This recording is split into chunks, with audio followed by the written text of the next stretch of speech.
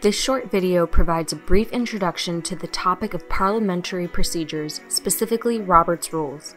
It is intended for City of Columbus commissioners that serve on a historic district or design review commission or board.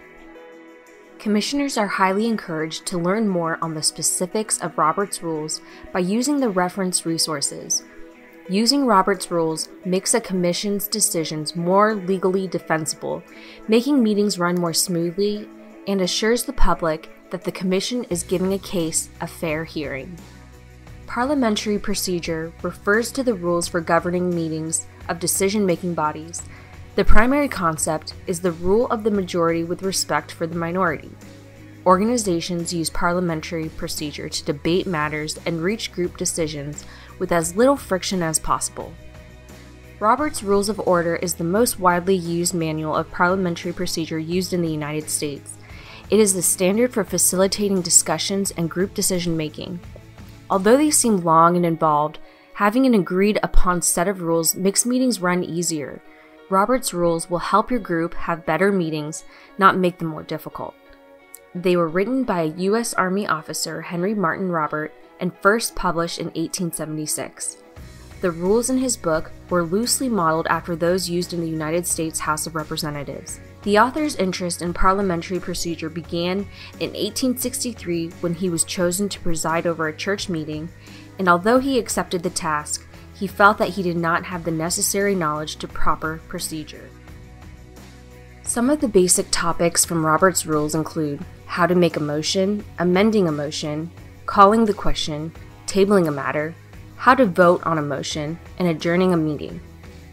Details on this information can be found in the Planning Division's Commissioner Manual, including the Robert's Rules book itself and abbreviated versions. How to make a motion. To introduce a new piece of business or propose a decision or action, a motion must be made by a group member. I move that. A second motion must then also be made. Raise your hand and say, I second it. After limited discussion, the group then votes on the motion. Amending a motion. This is the process used to change a motion under consideration. Perhaps you like the idea proposed, but not exactly as offered. Raise your hand and make the following motion. I move to amend the motion on the floor. This also requires a second. After the motion to amend is seconded, a majority vote is needed to decide whether the amendment is accepted. Then a vote is taken on the amended motion. To end a debate immediately, the question is called. Say, I call the question, and needs a second. A vote is held immediately, no further discussion is allowed.